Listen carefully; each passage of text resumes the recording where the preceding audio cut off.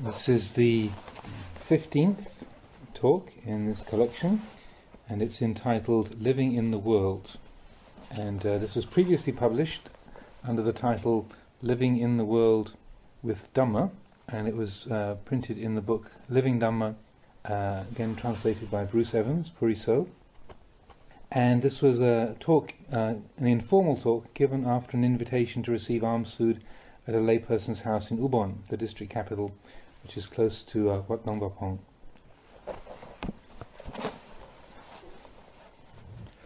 Living in the world. Most people still don't know the essence of meditation practice. They think that walking meditation, sitting meditation, and listening to Dhamma talks are the practice. These are only the outer forms of practice. The real practice takes place when the mind encounters a sense object. That's the place to practice, where sense contact occurs. When people say things we don't like, there's resentment. If they say things we like, we experience pleasure. Now, this is the place to practice. How are we going to practice with these things? This is the crucial point. If we just run around chasing after happiness and running away from suffering all the time, we can practice until the day we die and never see the Dhamma. This is useless. When pleasure and pain arise, how are we going to use the Dhamma to be free of them? This is the point of practice. Usually when people encounter something disagreeable, they don't open up to it. For instance, when people are criticized, "Don't bother me, why blame me?" This is someone who's closed himself off. Right there is the place to practice. When people criticize us, we should listen. Are they speaking the truth? We should be open and consider what they're saying. Maybe there is something in what they say. Maybe there is something blameworthy within us. They may be right, and yet we immediately take offense. If people point out our faults, we should strive to be rid of these faults and improve ourselves. That's how intelligent people practice. The place where there is confusion is the place where peace can arise. When confusion is penetrated with understanding, what remains is peace. Some people can't accept criticism. They're arrogant. Instead, they turn around and argue. This is especially so when adults deal with children. Actually, children may say some intelligent things sometimes, but if you happen to be their mother, for instance, you can't give in to them. If you are a teacher, your students may sometimes tell you something that you didn't know, but because you are the teacher, you can't listen. This is not right thinking. In the Buddha's time, there was one disciple who was very astute. At one time, as the Buddha was expounding the Dhamma, he turned to this monk and asked, "Sariputta, do you believe this?" Venerable Sariputta replied, "No, I don't yet believe it." The Buddha praised his answer. "That's very good, Sariputta. You are one who is endowed with wisdom. One who is wise doesn't readily believe. He listens with an open mind and then weighs up the truth of the matter before believing or disbelieving." Now the Buddha here has set a fine example for a teacher. What Venerable Sariputta said was true. He simply expressed his true feelings. Some people would think that to say that you didn't believe that teaching would be like questioning the teacher's authority. They'd be afraid to say such a thing. They just go ahead and agree. That is how the worldly way goes. But the Buddha didn't take offense. He said that you needn't be ashamed of those things which aren't wrong or bad. It's not wrong to say that you don't believe if you don't believe. That's why Venerable Sariputta said, "I don't yet believe." The Buddha praised him. This monk has much wisdom. He carefully considers before believing anything. The Buddha's actions here are a good example for one who is a teacher of others. Sometimes you can learn things even from small children. Don't cling blindly to positions of authority. Whether you're standing, sitting, or walking around in various places, you can always study the things around you. We study in the natural way, receptive to all things, be they sights, sounds, smells, tastes, feelings or thoughts. The wise person considers them all. In the real practice, we come to the point where there are no longer any concerns weighing on the mind. If we still don't know like and dislike as they arise, there is still some concern in our minds. If we know the truth of these things, we reflect, "Oh, there's nothing to this feeling of liking here. It's just a feeling that arises and passes away. Dislike is nothing more, just a feeling that arises and passes away. Why make anything out of them? If we think that pleasure and pain are personal possessions, then we're in for trouble. We never get beyond the point of having some concern or other in an endless chain. This is how things are for most people. But these days, teachers don't often talk about the mind when teaching the Dhamma. They don't talk about the truth. If you talk about the truth, people may take exception. They say things like, "He doesn't know time and place. He doesn't know how to speak nicely." But people should listen to the truth. A true teacher doesn't just talk from memory. He speaks the truth. People in society usually speak from memory. The teacher speaks the truth. People in the society usually speak from memory, and what's more, they usually speak in such a way as to exalt themselves. The true monk doesn't speak like that. He speaks the truth, the way things are. No matter how much the teacher explains the truth, it's difficult for people to understand. It's hard to understand the Dhamma. If you understand the Dhamma, you should practice accordingly. It may not be necessary to become a monk, although a monk's life is the ideal form for practice. To really practice, you have to forsake the confusion of the world, give up family and possessions and take to the forests. These are the ideal places to practice. But if we still have a family and responsibilities, how are we to practice? Some people say it's impossible to practice Dhamma as a layperson. Consider, which group is larger, monks or lay people? There are far more lay people. Now, if only the monks practice and the lay people don't, then that means there's going to be a lot of confusion. This is wrong understanding. I can't become a monk. Becoming a monk isn't the point. Being a monk doesn't mean anything if you don't practice. If you really understand the practice of Dhamma, then no matter what position or profession you hold in life, be it a teacher, a doctor, a civil servant, or whatever, you can practice the Dhamma every minute of the day. To think you can't practice as a layman is to lose track of the path completely. Why is it people can find the incentive to do other things? If they feel they are lacking something, they make an effort to obtain it. If there is sufficient desire, people can do anything. Some say, I haven't got the time to practice the Dhamma. I say, then, how come you've got time to breathe? Breathing is vital to people's lives. If they saw Dhamma practice as vital to their lives, they would see it as important as their breathing. The practice of Dhamma isn't something that you have to go running around for or exhaust yourself over. Just look at the feelings which arise in your mind. When the eye sees form, ear hears sounds, nose smells odours, and so on, they all come to this one mind, the one who knows. Now, when the mind perceives these things, what happens? If we like that object, we experience pleasure.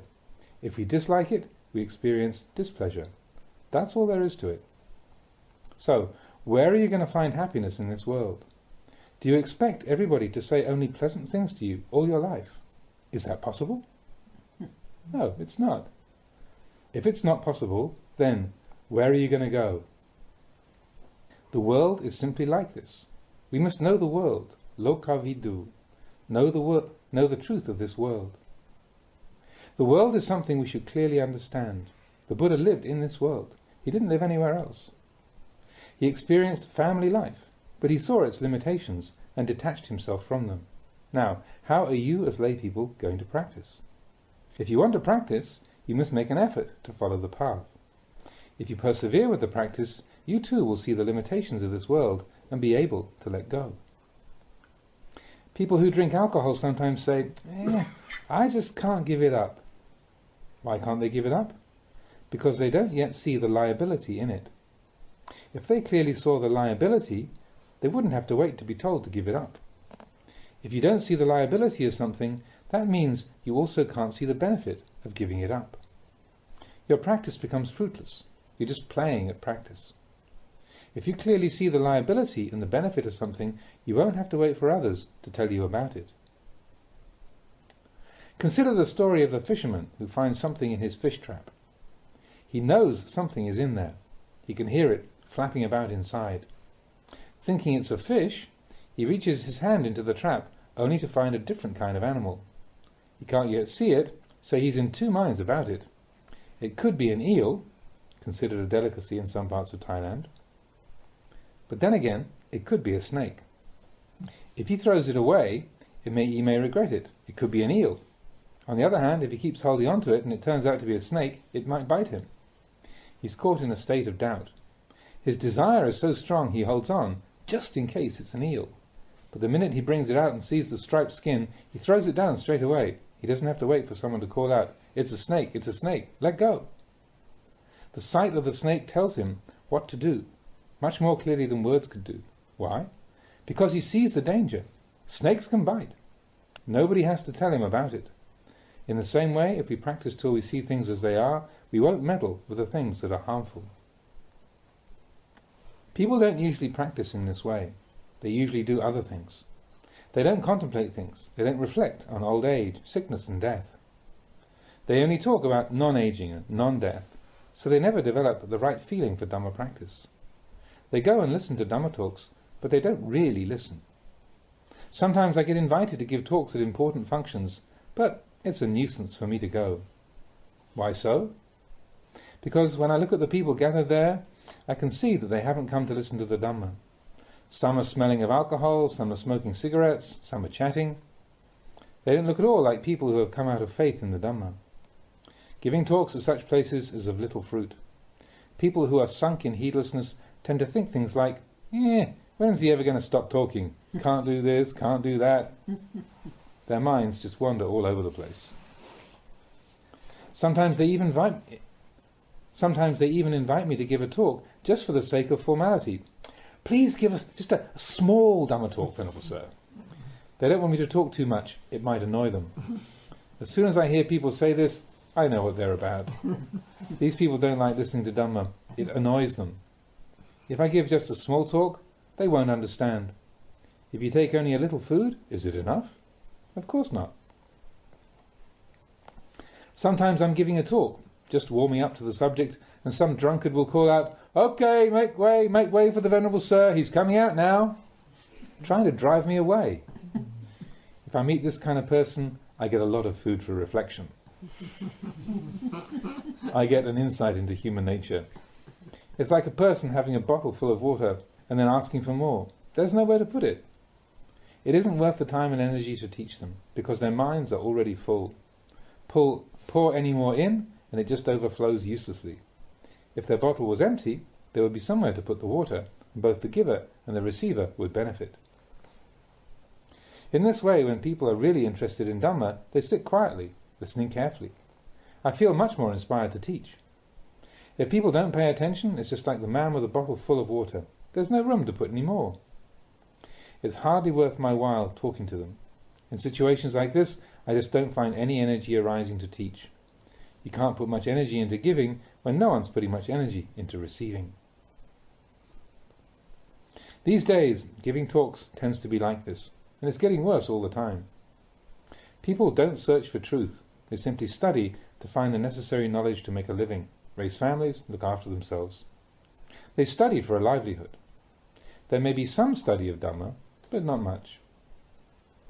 Students nowadays have much more knowledge than students of previous times. They have all the requisites at their disposal. Everything is more convenient. But they also have a lot more confusion and suffering than before. Why is this? Because they only look for the kind of knowledge used to make a living. Even the monks are like this. Sometimes I hear them say, I didn't become a monk to practice the Dhamma. I only ordained to study. These are the words of someone who has completely cut off the path of practice. There's no way ahead. It's a dead end. When these monks teach, it's only from memory. They may teach one thing, but their minds are in a completely different place. There's no truth in such teachings. This is how the world is. If you try to live simply, practicing the Dhamma and living peacefully, they say that you're weird and antisocial. They say you're obstructing progress in society. They even intimidate you. Eventually, you might even start to believe them and revert to worldly ways, sinking deeper and deeper into the world until it's completely impossible to get out. Some people say, I can't get out now, I've gone in too deeply. This is how society tends to be. It doesn't appreciate the value of Dhamma. The value of Dhamma isn't to be found in books. Those are just the external appearances of Dhamma. They're not the realization of Dhamma as a personal experience. If you realize the Dhamma, you realize your own mind. You see the truth there. When the truth becomes apparent, it cuts off the stream of delusion. The teaching of the Buddha is the unchanging truth, whether in the present or any other time. The Buddha revealed this truth 2,500 years ago, and it's been the truth ever since. Nothing should be added or taken away from it. The Buddha said, what the Tathagata has laid down should not be discarded, and what has not been laid down by the Tathagata should not be added to the teachings. He sealed off the teachings. Why did the Buddha seal them off? Because these teachings are the words of one who has no defilements. No matter how the world may change, these teachings are unaffected. They don't change with it. If something is wrong, even if people say it's right, it doesn't make it any the less wrong. If something is right, that doesn't change just because people say it's not. Generation after generation may come and go, but these things don't change, because these teachings are the truth. Now, who created this truth? The truth created the truth. Did the Buddha create it? No, he didn't. The Buddha only discovered the truth, the way things are, and then he set out to declare it. The truth is constantly true, whether a Buddha arises in the world or not. The Buddha only owns the Dhamma in this sense. He didn't actually create it. It's been here all the time. No one had previously searched for and found the deathless when he taught it as the Dhamma. But the Buddha didn't invent it. It was already there. At some point in time, the truth is illuminated and the practice of Dhamma flourishes. As time goes on and generations pass away, the practice degenerates until the teaching fades away completely. After a time, the teaching is refounded and flourishes once more. As time goes on, the adherents of the Dhamma multiply. Prosperity sets in, and once more the teaching begins to follow the darkness of the world. And so, once more, it degenerates until such a time as it can no longer hold ground. Confusion reigns once more. Then it's time to re-establish the truth.